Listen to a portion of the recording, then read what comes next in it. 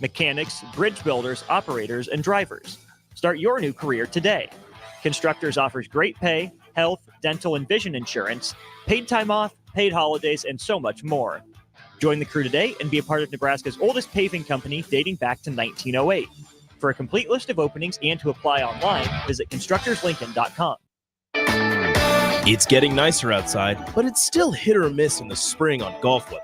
Not at Double Eagle Golf. You're home for always 72-degree weather with no wind. Book a bay with some friends for a weekend or come by for golf and happy hour on a weekday. Spring leagues are underway, but stay tuned for info on indoor golf tournaments and book your bay for after the spring game in late April. That's all at Double Eagle Golf inside the Kinetic Sports Complex on West O Street. Online at doubleeagle.golf. Spring is a time of new beginnings and trying new things. If you haven't tried Fuhrer's cheese spread yet, the time is now. For parties for St. Patrick's Day and Easter, or celebrating the NCAA tournament with friends, there's no better dip to bring everyone together and celebrate something from Nebraska. Get to your local grocery store today and load up on Fuhrer's cheese spread. No event or party is complete without it on your table. Join On the Block and Old School live from Scissors and Scotch on 30th and Yankee Hill on Thursday, June 6th to celebrate their grand opening. Feel better instantly with a beard trim, haircut, or a traditional shave courtesy of the experienced and professional barbers at Scissors and Scotch. Stick around after your cut and enjoy a beverage in their cozy bar area, and don't worry, there's more than just Scotch. Spend your afternoon with Scissors and Scotch at 93.7 The Ticket, live on location June 6th from 2 to 6 p.m. Spring in Nebraska brings green grass and warmer weather, but it also brings severe storms which can cause damage to your home. Meadowlark Exterior specializes in hail, storm, and wind damage restoration, as well as roofing, siding, and gutters for commercial or residential buildings. Meadowlark Exteriors focuses on fine craftsmanship and proves that in their attention to detail. They offer free roof inspections and estimates and insurance claim assistance, serving the Lincoln and Omaha surrounding areas. Call today at 402-875-2956 or go to meadowlarkexteriors.com. Nebco is hiring CDL drivers for ready-mixed concrete, Husker Concrete, and Beatrice Concrete. Nebco offers great pay, medical and retirement benefits, paid time off, and we pay for CDL training. Apply today to earn an average total compensation of $50,000 to $60,000 your first year driving. From Nebco's beginning in 1908, it's the employees that have formed the company's solid foundation. Start your career today. Visit nebcoinc.com. That's NEBCOINC.com.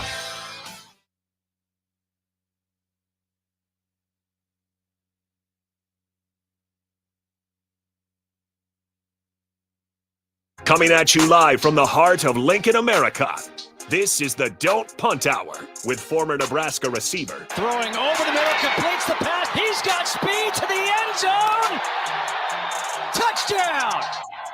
45 yards. And return specialist. That's the kicker and one more. DeMornay Pierson-El. Not only does the sideline have confidence in Pierson-El, but Pierson-El has confidence in Pierson-El. On 93.7 The Ticket and theticketfm.com.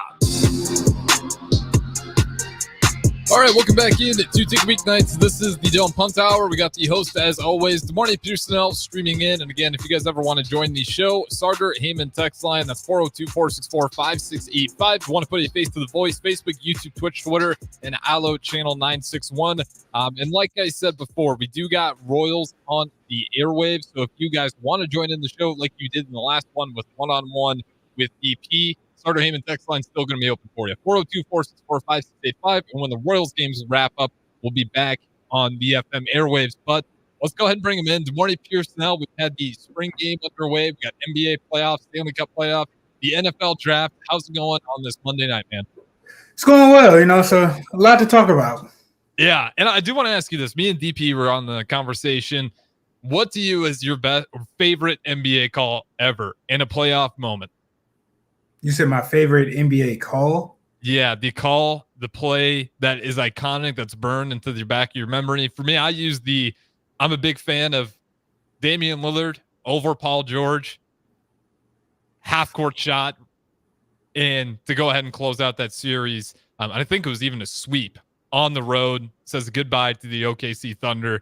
And it was just, it was an incredible shot. See Damian Lillard take the trigger on that one and then just cash in. That one felt personal, and it's burned in my memory. The Kawhi Leonard shot too. I mean, that one's just as well up there. I would probably say that Ray Allen shot down in Miami in the corner. Probably when LeBron went to Miami, I was on board, and then when he left, I lost all hope. So I would say that was probably one moment for sure that pops out. I'm pretty sure there's a D Rose one. I just can't think of it off the top of my head right now. Yeah, playoff moments, it's hard. I'm trying to think. D Rose had some buzzer beaters. I'm trying to think of the playoff moment. He might have had one, but nothing that's burned in my memory. Those ones just always stick out right away. The Kawhi Leonard one, for obvious reasons, to have a Game 7 shot that's going to decide the series, hang on the rim for that long. Yeah, that was nerve-wracking. That's another pretty good one. That one, everybody kind of held their breath for a little second. It was like multiple seconds. Okay, there we go. That's the crazy part. Like, you had to hold your breath for about 5 seconds before you knew if that ball was going to go in or not. So Kawhi Leonard, Toronto Raptors. Anytime Steph Curry got hot with the Warriors, hearing Mike Breen lose his mind, ready to go bang. Sometimes if he was really feeling it, he'd give the double bang on those 3-pointers. He was great. But yeah, for me, those always stick out there. What about LeBron probably blocking Iguodala is another big one. Yep, the block. Is that LeBron's greatest playoff moment? The block? If you were to summarize, when people think of LeBron's greatest moments in the NBA playoffs, is that going to be the one that stands above the rest? It's up there. I'm pretty sure there's one with Miami. I just can't think of it. I don't know if D Wade threw him the lob. I don't know if that was a playoff game or not. I think it was for first or second round. I think that was a playoff moment. So, I mean, that's an iconic picture. You would have to sit there, and I would have to go and review some stuff when he hit that 3-point against the Magic in their series early in his career. That was another good one because I mean he was doing everything by himself. So him dunking on Kevin Garnett. There's a few that I'm like that are up there with that. I'm not too sure if that one's the best. Yeah, for me, I think it's going to be that block because that's the series. The thing most people remember him by too, to come back 3-1, not only in the playoffs but in NBA Finals against a Warriors team that was loaded to the teeth, that just put on the best regular season performance that we've ever seen, and to do that and upset them in that fashion, I think it's got to be the block. But he might have more. Maybe not this season. I think the Lakers are going to be dead in the water as they got one more tonight, as they did get one. They're not going to get swept, Nuggets Lakers. But let's talk about a team that did get swept. The most surprising team. I was out against this team all year long. Yeah, I'm surprised nobody ain't get traded right now or cut. The money, man. They signed those guys up. Like, this is the problem with the Phoenix Suns. You signed some big boy money. So you're going to have to roll that thing next year or try to find a trade that you're probably going to get burned on just to move on. What do you do if you're the Phoenix Suns? I think they need to trade somebody and get a true point guard that can lead their offense. You got a lot of dudes that are scorers that, the no position basketball, that can't work for everybody. You have to kind of have somebody to, get the offense running. Book doesn't necessarily do it. He makes the offense flow. Same thing with KD. Same thing with, Bill. So somebody has to get out of there. You see what happens when they had, a true point guard in Chris Paul, with just him and, D Book. What do you know? So I think them, not having a true floor general to kind of orchestrate everything, and somebody that can, if need be, that can get a bucket on his own, that can do that. But, he's kind of to get the things going, to get, their shot set up. I think that's what they need. So somebody's going to be gone. I don't know if it's KD or I don't know if it's Bradley Beal. One of the two. Yeah, the thing about KD is he just hasn't shown up at all. Neither of the big three have. That's the worst 3-man unit in the NBA playoffs thus far has been Bradley Beal, Kevin Durant, and Devin Booker. They're all the same position. Like you didn't get anybody differently. At least big threes that you can name, like okay, a guard, two guards, maybe shooting guard, point guard, or a shooting guard and a forward that can play 2 and 3 and a big man. Mm-hmm. Like, they all play the same position. They all are all the same person.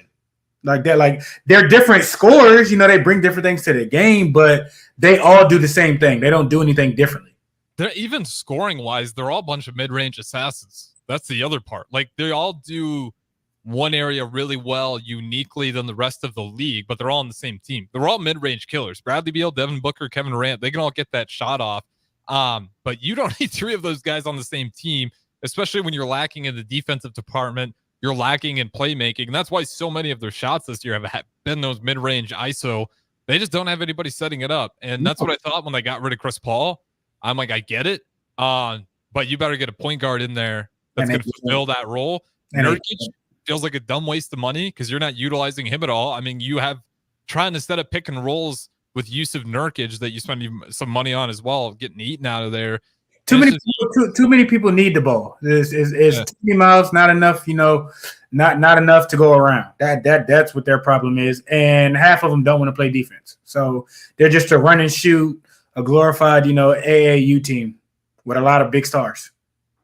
Yep, and no defense. It's been a Achilles heel for him all season long, and it's just been spread. Again, like top 3 out of the 3 members together, they have been by far the worst big 3. It's about negative 50 plus in the plus minus department together on the floor. So they're not even keeping it close. I mean, they're just giving up leads when you have the quote unquote big 3 out there. They've been better off having the bench out on the court. So with Phoenix Suns, I hated it to begin with. So yeah, I'm gonna blow it up and just take the bullet there because it's not gonna work. I didn't think it was gonna work in the preseason. And there you have it. You get swept by the Minnesota Timberwolves. Now I will give some way out the door. That has got to be the most brutal matchup they could have had in round 1 is having to play the Minnesota Timberwolves. Outside the Nuggets, I still think Timberwolves, with the way their size, that is a hard team for the Phoenix Suns to match up against. I mean, even if they would have got, OKC, if they would have got OKC or if they would have got the Clippers, I think the Clippers would have been a bad matchup for them as well. Yeah.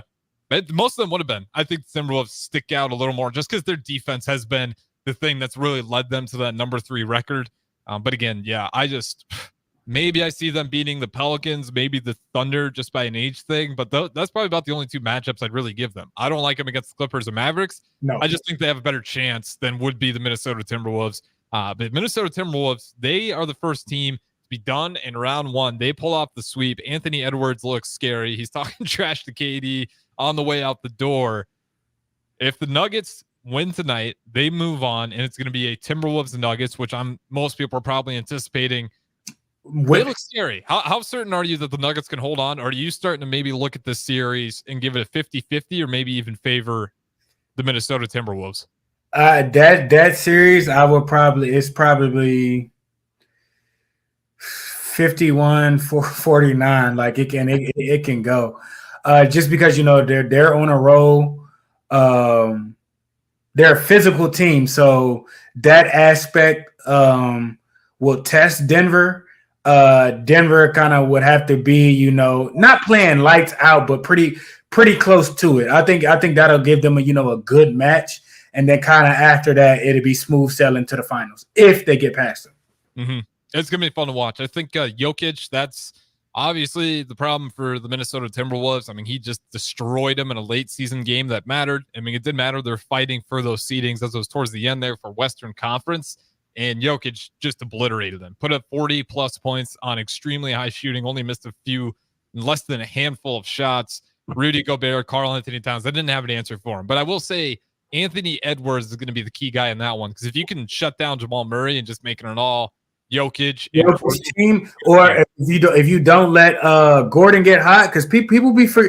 Gordon is the X factor. And what's the other light skinned kid? The Michael one Porter Jr.? Yes, he's streaky too. Mm-hmm. But if you can control Murray and don't let Gordon go off, you're in a good situation. and they're big enough. Joker is going to get what he's going to get. As long as you hold him under 40, you got a chance. But you can't let him go for 40 and Murray go for 20, 25. Like that ain't you asking, for trouble. You asking Anthony to be Superman for 5-6 games. That's a lot of energy. Mm-hmm. So if they can keep a lid on Murray, but the thing is like, okay, who's Murray going to guard? Because Anthony's a problem too. You're not just going to let him get off. Yeah. So Anthony ain't going to get his regardless. So who are the other parts on both teams that can step up and kind of tilt the matchup? I'm still going to roll with the Nuggets here, obviously, just because of the way they played all regular season. But the Timberwolves, I think that's going to provide the toughest matchup in the Western Conference side. Because I think against Mavericks, Clippers, especially Pelicans, Thunder, I don't think they're going to have a hard time trying to figure out matchups. The Thunder, I know they're the number 1 seed, but I'd be really curious how you're going to stop Jokic. You just don't quite have the size at the center position. You got more than enough in the height, but Chet Holmgren's just not going to be able to hold down his own defensively against Jokic. Joker heavy set. He a heavyweight. Yeah, which is crazy. You look at all the centers today, and it's like we're moving away from that. They're skinny. They skinny. They want to run up and down the court and shoot threes. I think that's why it almost helps Jokic dominate in this era, because he's kind of blending the two together. He's like, you can still be big, strong, and solid in the post. Bring the ball up and down the court. Yeah, you don't need to be sprinting up and down necessarily to bring the ball up the court and play good defense. Now, maybe he gives up a little bit in terms of speed, but he's shown that you can make up for a lot of ways in just terms of where you're placing yourself, where your footwork, because he hasn't gotten more athletic. He's gotten stronger for sure, maybe a little bit quicker, but the genes have stayed the same, and his defense has taken bounds and leaps. So I just think, man, any of those teams in the West, I don't like it. We do got to talk about the Celtics and Heat, though. The Heat were able to steal one. And if I was the Celtics, I'd be freaking out right now, but they were able to somewhat bounce back. I got to double check the score here, but the series sits 2-1. And they did it without Jimmy Butler on the court with a healthy Celtics roster. If you're a Miami Heat fan, I don't know if you stayed there when LeBron left. Are you near that panic button? Would you be nearing the panic button if you're a Celtics fan? It's making you nervous. You know, your seat's warm. You're looking at it, and it's like, okay, now. It's definitely having you, cautious. You kind of sitting up in your chair and you looking at them kind of funny, like, all right, what's going on? Like, stop playing around. Like, it's not a game.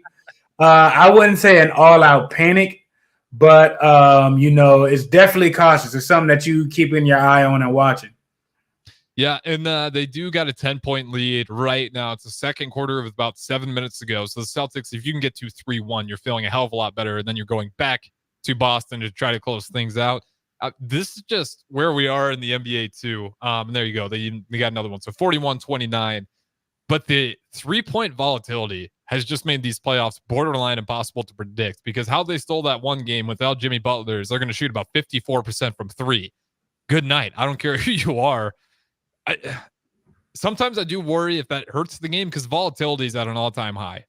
I mean, you look at these games, if you have a 20-point cushion, typically in the years past, you were going to be totally fine. You were going to go ahead and close out that game. Today, it just doesn't really mean a damn thing.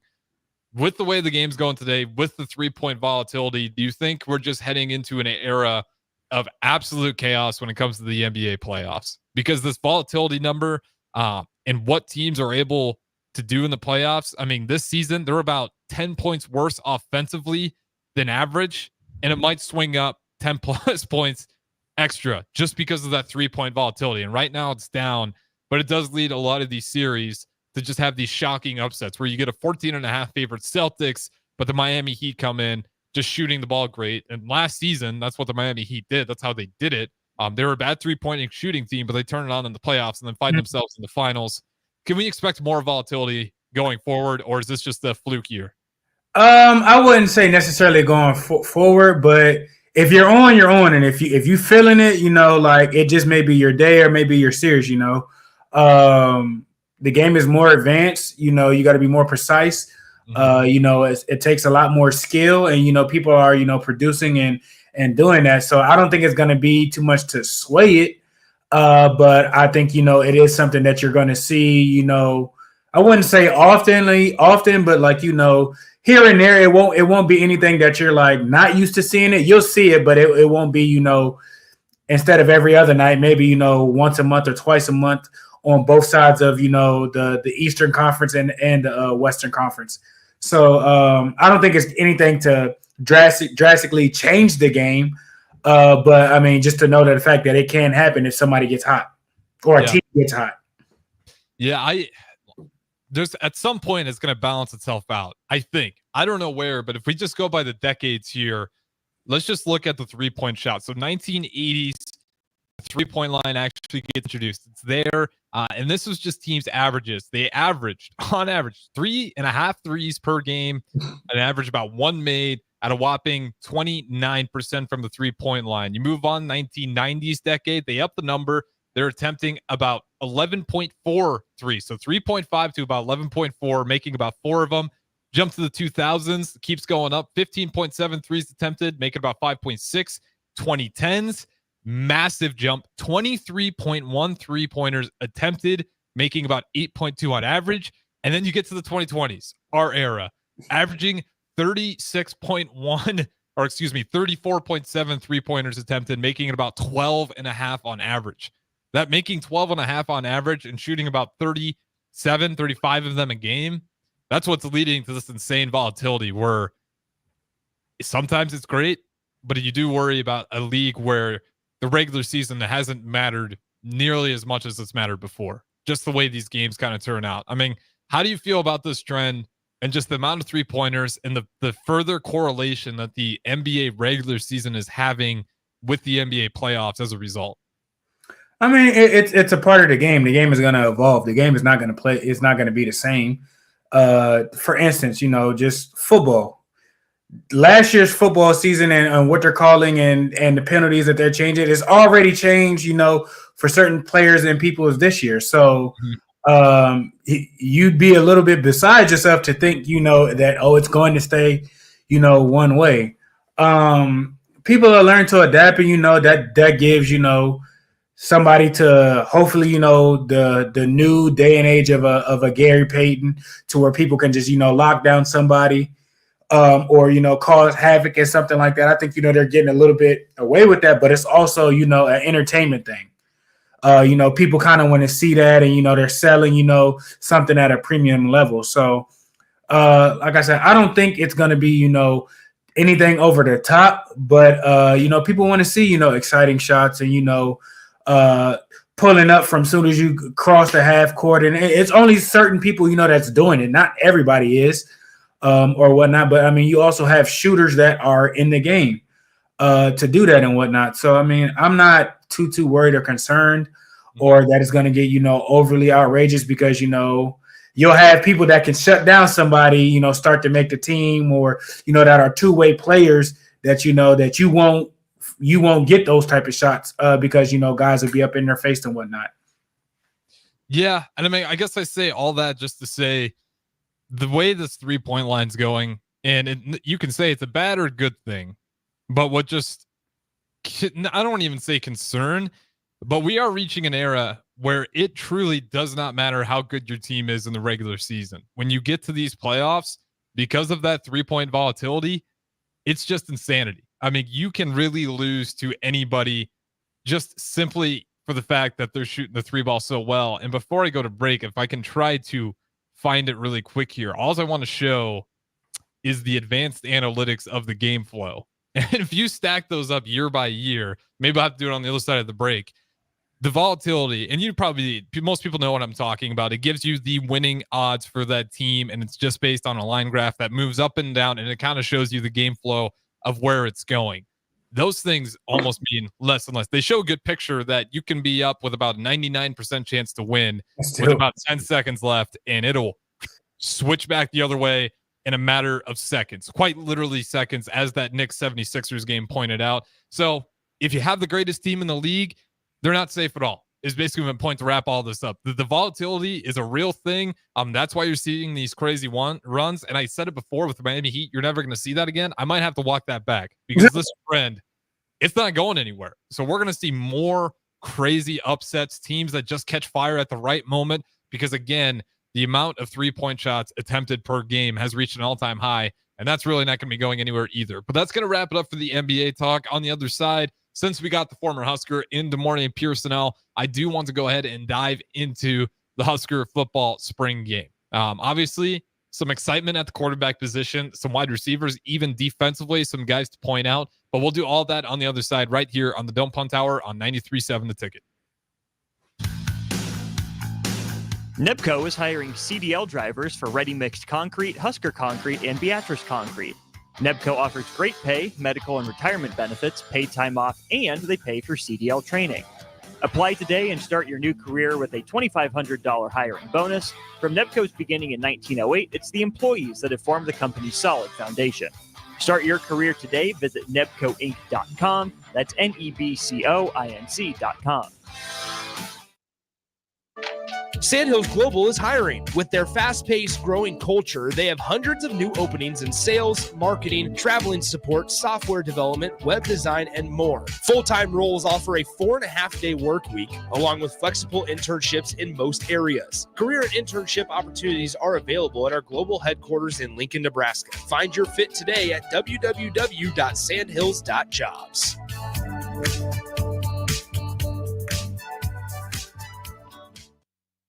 This is Coach Bill Bush. You all know my passion for Nebraska. Having coached all over the country, I can honestly say there is no place like Nebraska. You know where there's also no place like? Midwest Bank. Midwest Bank has proudly served Nebraska for over 70 years, and they're located in 9 different communities. Midwest Bank is ready, willing, and able to meet all your personal, business, and agriculture needs. Your community, your bank, and mine, Midwest Bank. Find out more at Midwest Bank. Member FDIC.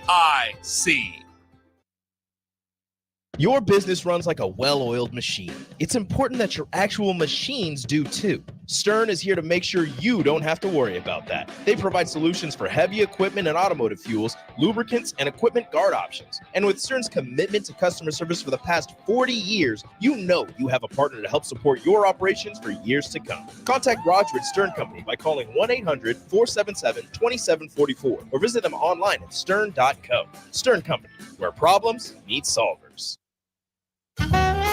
The Mill Coffee and Tea, formerly with only 4 Lincoln locations. Guess what? What? There's 5 Lincoln locations now. Oh my gosh.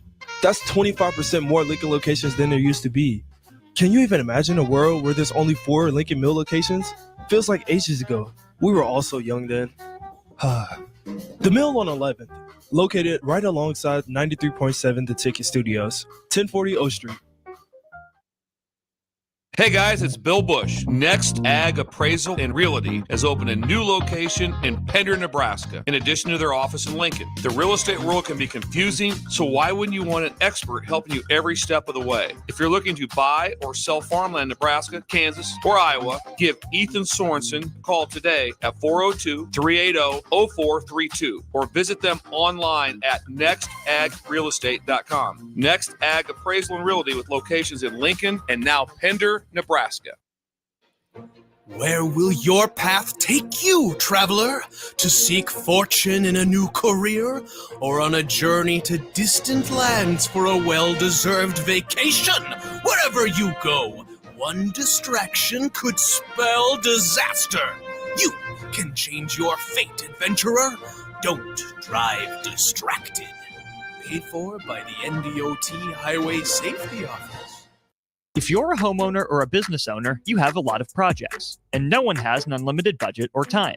Sunbelt Rentals makes all jobs less stressful with no need to purchase large equipment or hire a crew. You can do it yourself with rentals in everything from aerators and power rakes for spring yard work to stump grinders, concrete mixers, tile saws, and more. Check out their inventory in Lincoln, north of Cornhusker Highway on 56th Street, or online at sunbeltrentals.com. Hey, Husker Nation, Matt Davison here with 1890. It's an exciting time to be a Husker fan, and to keep that momentum going, we need your help. Nebraska has always been a leader in college athletics, and we're doing the same through name, image, and likeness.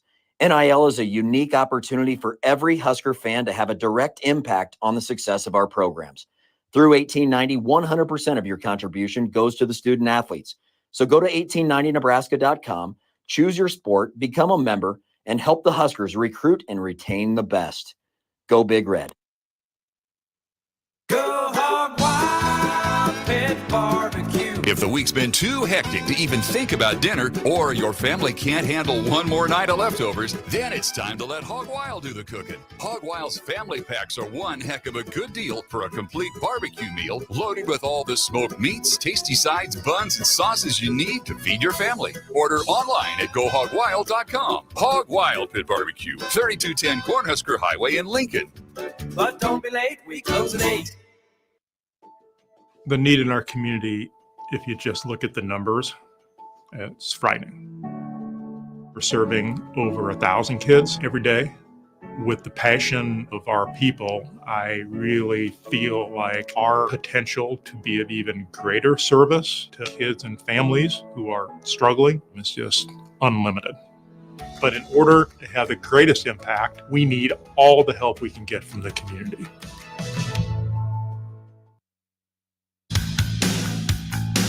NEBCO is hiring CDL drivers for Ready Mixed Concrete, Husker Concrete, and Beatrice Concrete. NEBCO offers great pay, medical and retirement benefits, paid time off, and they pay for CDL training. Apply today and start your new career with a $2,500 hiring bonus. From NEBCO's beginning in 1908, it's the employees that have formed the company's solid foundation. Start your career today. Visit nebcoinc.com. That's NEBCOINC.com.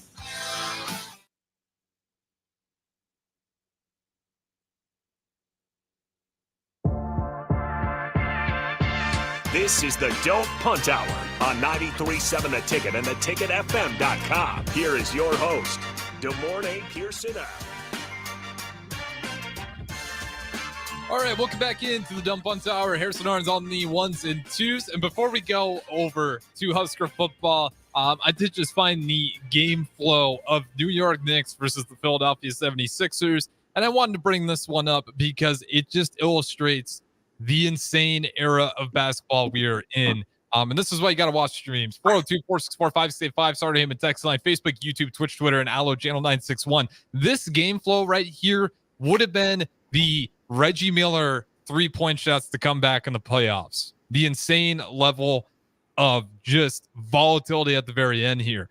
You go from, at its peak for Philadelphia, at about an 89, 90% chance to win, and there is 60 seconds left to go into the fourth quarter. So from 88% to obviously New York winning it 100. This used to be incredibly uncommon. It's every other day in the NBA now. And that's the point I was making with the volatility. So again, if you got a great NBA team, you're not safe because these game flow charts that used to be so rare, they show up just about every other night. It's just mind-boggling, probably painful to look at if you're a 76ers fan. But with that being said, we'll unshare that. And DeMornay Pierson-El, I want to bring you in here for the spring game. We already got some people chugging the Kool-Aid, as I just mentioned it before even talking about it. Nobody is beating Nebraska in 2024. Nobody go Big Red. Shout out GRF on YouTube, and you guys can join in as well. DeMornay Pierson-El, I saw you were down here at the studio for Saturday's spring game. Just give me your overall synopsis on your thoughts of how everything went and if anything stuck out to you. The starting defense wasn't out there. That's what stuck out. Okay, I'm glad you pointed that out. I was unsure because I was in here with DP as you came in and saw. And to start the game, I had to keep doing double checks to see why the number one defense wasn't out there. But that's just you know why it would have got real ugly. So I mean, probably giving those guys a break or whatnot, or trying not to do too much. It was more so probably better for the offensive side to have more work and everything like that, or people that didn't play a lot, or new guys into the program and everything like that. So that's one of the first things that stuck out to me. I was like, oh, okay, well, change my thought process, of a lot of stuff. You still have, a lot of dudes playing on the offensive side that were starters and whatnot. That's real good because, again, you're getting your quarterbacks kind of used to everybody. And that was good that, that they were rotating, just not staying on the one side or not. I thought that was real interesting. I think all quarterbacks, I know they had the turnovers or whatnot, but I mean, one of the turnovers, like the kid made a play, I'm not mad at it. The other turnover, it went through the kid's hand and popped into a DB's hand. So I mean, that happens. It is what it is. But both quarterbacks definitely made incredible throws. Both of them, moved outside the pocket. They were making decisions real well, controlling the offense. So it's a step in the right direction. But I mean, they still weren't tackles, and they were still sacks. So a lot better than where they were probably last year. Still have ways to go. Yeah, I was impressed. Since we're just kind of on the quarterbacks, I was impressed by Harbord. He looked a lot better. His stats right here: 9 attempts, 5 completions for 117 yards, 1 touchdown. 61 was his long. He takes 0 sacks, which is good. I know they weren't live. I don't think they're going to put sacks, but I don't think he had a point where he actually took one, if I remember correctly. I think he was able to. It's tough to tell when they escape the pocket and try to gain a few on the ground, whether that would actually happen or if someone would have found a way to get him in the backfield. But he just looked a lot more comfortable. He was reading the defense a lot better. It didn't feel like he was putting the ball in the harm's way, and he was getting rid of it when it was open. Mm-hmm. You look at Raiola, he was pretty much perfect. 118 yards, 2 touchdowns, 64 was his long. Daniel Kalen struggled a little bit, 78 yards, about 26 for his long, interception in there as well. But when it comes to the young guys, I mean, what stuck out to you about Dylan Raiola? Because I understand, it wasn't the number 1 defense, but he was putting the ball in some tight spaces. But you could argue he better. This is what you expected. You're going to bring a quarterback that good in. I would be upset to see anything less than that. What'd you think about that early peak about Raiola's game at the quarterback position? They weren't afraid to, go down the field. And when they did, plays were made. His decision making, it was effective. It was efficient. Mm-hmm. Some of the throws that he did make, we haven't seen it from Raiola and Clay and Danny and Harbaugh. He was even better. But some of the velocity of the way that of what he was throwing, how he was kind of throwing, of just escaping out of the pocket, having his eyes downfield, understanding what the defense is trying to take away, and just taking what they're giving, which was really good. He kept drives going, and he created with his feet, and he didn't per se put the offense in a bad position, which is good early on. Regardless, the number 1 defense out there or not, I wouldn't say he was playing bad. He was putting us behind the ball. So early on, that's what really, really stuck out, with all of them, not just, just not with Raiola. Yeah. Just a few other things I want to dive into, but I think with the quarterbacks, I think we have one from an unknown texter as well on Raiola. Yep. He says, 4424, Dylan's mobility was a little surprising to me. He may not be fast, but he has a good feel for the pocket. And this is a guy, I don't think he's going to blow anybody out with the speed, but he definitely seems like he has that good pocket presence. He can throw on the run. You put in some tough pockets there. Again, with the defense, we'll see how close those windows slip. When you start if it was number 1 defense, that window that looks so impressive that he fit it through, that might be an interception. When you're going against an elite defense, those windows close a lot faster. Nonetheless, I thought it looked good for the most part. Let's just get the bad out of the way. Tristan Alvano, special teams, field goals, 1 for 3. His first one was missed. It was 32 yards in the second quarter. Third one was good, 40 yards. And then he misses the third one, he misses the second and the first one. He makes the last one. Second quarter, he missed as well. When the clock was at 0, 43 yards, missed field goal. So he's got 1 missed 43, 1 missed 32, but he did make the last one from 40 yards deep. With about 4 minutes left to go there. Kickers are tough. I'm hoping that it's just not going to last all season long. Evaluating kickers is probably one of the hardest things to do because it seems like such a mental thing. Did you see anything on there that maybe it wasn't all on him, or do you just think we may have a problem in the kicking department again heading into 2024?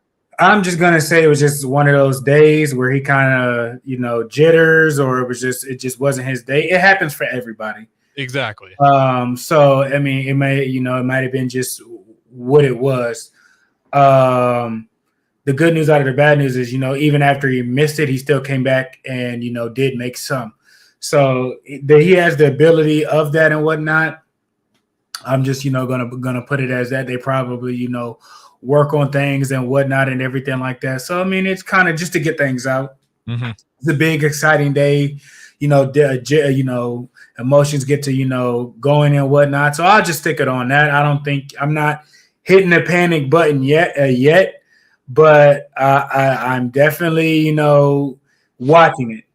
Yeah, and it's fair to watch, right? Because we've lost games. I always talk about, I know we haven't had great teams in the past, but the fact that we haven't go bowling, it's a sign of you're not doing what you need to on offense or defense or special teams. That's a 1, 2, and 3. For being a Power 5 program, getting the recruits you do, that means you're missing on at least 2 or 3 of those aspects. We have a good defense, bad offense, bad special teams, or vice versa, good defense or good offense, bad defense, bad special teams. Special teams have always been biting us. They just haven't been cleaned up in a long time. I will say, though, the blocking looked good. Yeah. Did you know, tell me if I'm just looking too much into it, but I thought, especially on punt returns, guys were getting on their blockers and they were actually creating lanes to let some explosive plays happen that we were a lot more familiar with when you had the Husker jersey on. Again, it looked good. The setup looked good. You had a guy back there that was confident. So I mean, you have key people that can do it and whatnot. Now it's just building on it again. Probably some of the starters or weren't really out there, so other people were getting better at stuff. So I'm not concerned for the cover unit. I think that'll be fine because you'll have more probably of your starters on defense. Yeah, or a few guys mixed in on that and everything like that. They will. Ed Foley and Matt will talk about that a lot. Yeah, they want their defense. Overall operation from kickoff, kick return, punt, and punt return and field goal. They all were effective efficiently. They got in, got out, set up, in and out of the huddle. They were hitting their marks. People were making blocks. They were making, explosive plays. So I'm very, very pleased all around on the special team side. Yeah. And since we're on special teams, shout out to GRF bringing us some good stats here. He says, according to Dennis Crawford, since 2018, Nebraska kickers have converted 67% of their field goal attempts. That's not a great number. No. That number ranks 120th nationally. The success rate drops to 44% on attempts over 40 yards, which ranks 124th. So there you have it. Since 2018, those numbers, it just hasn't been great. And you don't have to be a genius to figure that one out. Just thinking of all the missed field goals in the past, games lost because of a bad kick or not kicking it when we should have. Matt Rule probably had a headache last year with that one because the Minnesota game, he gets blamed for it. Wisconsin, he switches it up. He does kick the field goal. He gets blamed for not going for the touchdown. So it's a tough thing to do when it's just so inconsistent in terms of your red zone offense tied with bad special teams. And that's just been, I think, when we think of Nebraska not being able to close games out, it's been a combination of we can't score in the red zone and our special teams have been pretty bad, as our friend on YouTube pointed out, since 2018. You can't kick field goals and you turn the ball over a lot in the red zone because you can't pass it and everybody knows you just want to run the ball and you're really just banking on that despite having a loaded box. So hopefully with the quarterback play that helps us out. Tristan Alvano, you just got to hope it's a head thing in just for today. I do want to get to one more of these questions and I will let you think on this one. We got another one here. How good do you think Nebraska's defense will be next year? So that one's kind of broad, and I'll let you dive into specific players that may be shown out. We do got to mention Chief Borders has entered the transfer portal. Maybe that's because Sherman's making some waves in practice. Maybe that's the defensive guy we can talk about. With that being said, we'll put a pin on it. This is the Don't Punt Hour. We got the hosts, as always, DeMarne Pierson-El streaming in. I'm Harrison Arns on the ones and twos. Don't go anywhere. We'll throw it to break and be back in just a little bit. Sandhills Global is hiring. With their fast-paced, growing culture, they have hundreds of new openings in sales, marketing, traveling support, software development, web design, and more. Full-time roles offer a 4.5-day work week, along with flexible internships in most areas. Career and internship opportunities are available at our global headquarters in Lincoln, Nebraska. Find your fit today at www.sandhills.jobs.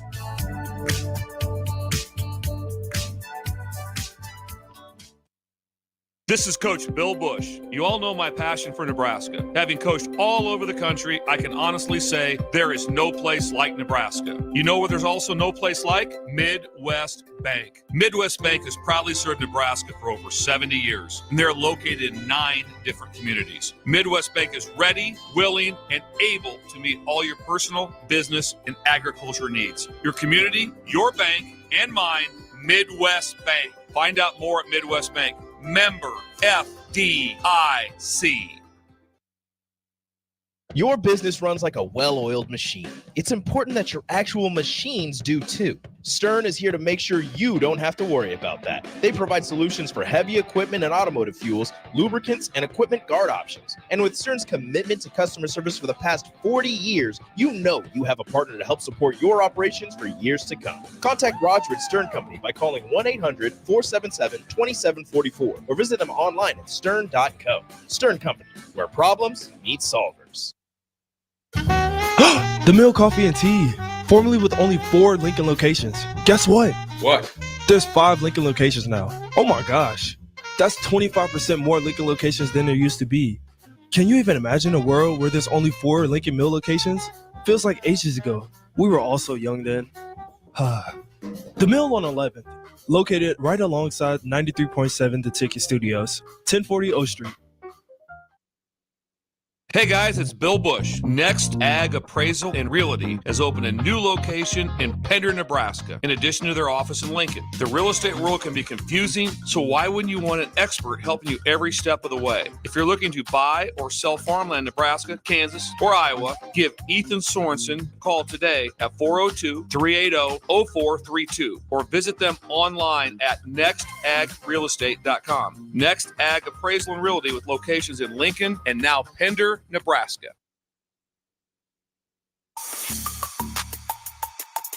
This is the Don't Punt Hour on 93.7 The Ticket and theticketfm.com. Here is your host, Des Moines Pierson-El. All right, welcome back into the Don't Punt Hour. Once again, Harrison runs on the 1s and 2s. We got Royals on the airways, but you guys can continue to join in as you have been through the streams or the Starter Heyman text line. We'll still keep it open to you guys. 402-464-5685. We're wrapping up with the defense, talking a little bit of Nebraska spring game with the former Husker wide receiver, Des Moines Pierson-El, and special teams threat. And we'll just put it that way for the opposing team. If you guys want to join in, feel free to do so. But Des Moines Pierson-El, as we're talking about that defense, again, it's tough to tell when it comes to the spring game because you just got a lot of guys rotating in and out. Sometimes you're not sure if it's the 4th, 3rd, 2nd, or 1st string out there.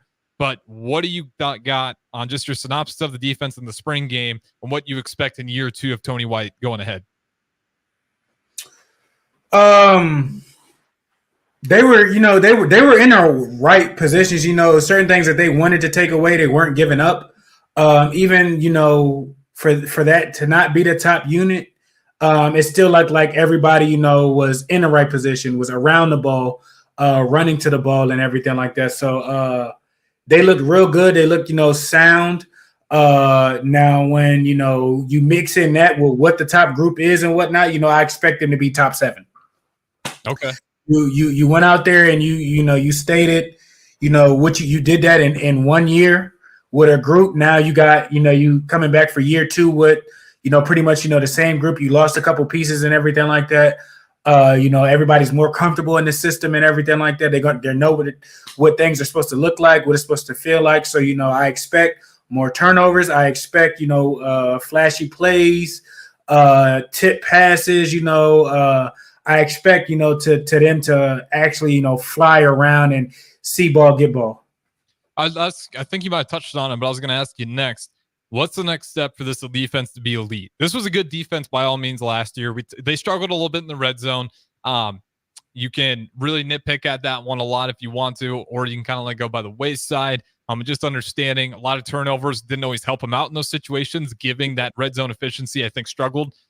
Getting put on the field, the other team's going to try to shock you right away and just put that defense in a tough position. But what's left on the table to go from a good defense to an elite defense in year 2 for Tony White? regardless of what the situation is, and I understand, they had turnovers in their own territory multiple times and whatnot.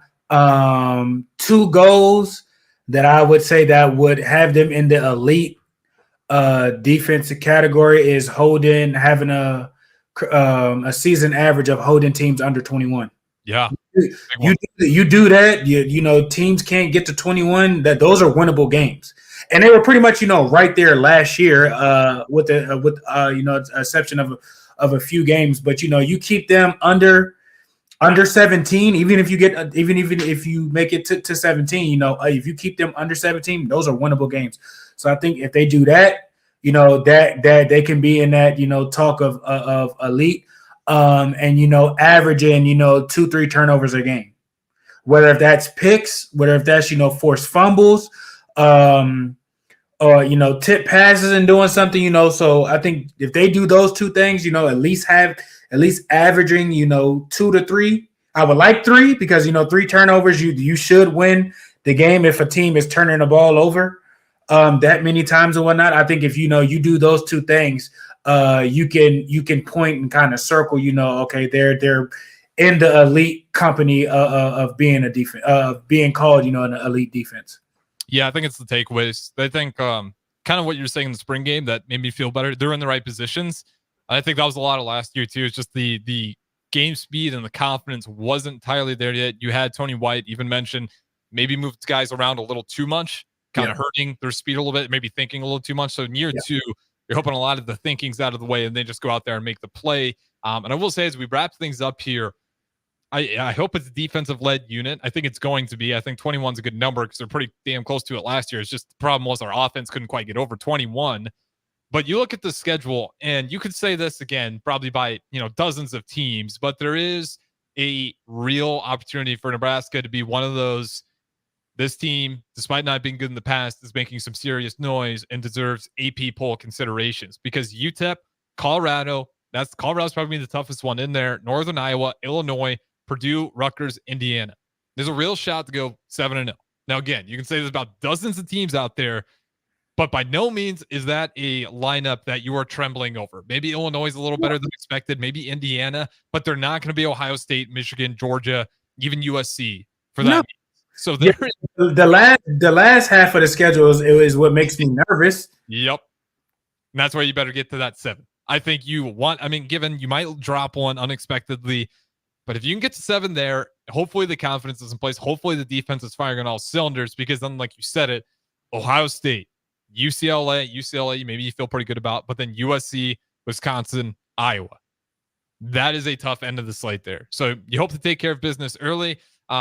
Before we wrap up here, good morning, Pierson-El. Was there anything else on that spring game that you want to shout out that maybe impressed you or is a cause for concern? I even heard some people talking about the game management with Matt Rule in year 2. I'm wondering if that may be a possible issue as there are some questionable things in terms of the field goals that maybe could have been helped a little, put Tristan Alvano in a closer spot as opposed to kicking a couple past the 40. But last comments on the spring game, anything that shocked you, reason for concern? Go ahead. People are complaining or might say something about that. At the end of the day, it's practice. He might have put the kid in a position to understand, okay, where is the fringe area with him? Like, where do I know where am I comfortable at with kicking with him? What is something I need to see more? There's a method to a madness, and there's a reason why he's doing stuff a certain way. And, he's been to places and done things. So I wouldn't be concerned about time management or how this is going and everything like that, because at the end of the day, 1, it's practice. 2, it's something he wants to see to make sure I know for sure either this is or this is not. So I know not to put kids in that position, or I can trust on kids to be in that position. Overall, I like how things went. I like how, they kind of showed that they're, in a different direction. They're not, the offense of what it was, last year. As long as the offense does what they're supposed to, I feel confident. They're going to score when they need to score. They're going to throw the ball and be in the right position. And that's all you can ask for. So I like, in the direction that they're going, now it's just, putting it all together and, letting it all out. Yeah, I agree with you. I think when it comes to it's hard for me to grade that one. I think it's a fair conversation because you can point to it last year where there were times where you could seriously put that into question with Matt Rule and company. But again, the spring game, he was even calling the game for like 30 minutes on the sideline. So to really critique him, I think he was just kind of letting the players step up and make those real game time decisions. How many times have you don't see some of these coaches get opportunities or they get passed over to really run a full pledge on scrimmage? So that might have been him giving some of his co-workers and other coaches an opportunity to get experience like that, to where if something was to happen or anything like that, that people can't deny them. Oh, well, you haven't. Well, we've seen it on film. So there's reasons to things, and maybe what he's not doing. Again, it's practice. It's not supposed to look like the game. Like, I don't want them to look like a national championship necessarily right now. That's something to sustain, a long period of time. Like, I want them to hit the box, to keep moving, to progress in a positive way. Now, when they come back, for fall camp, now let it all out.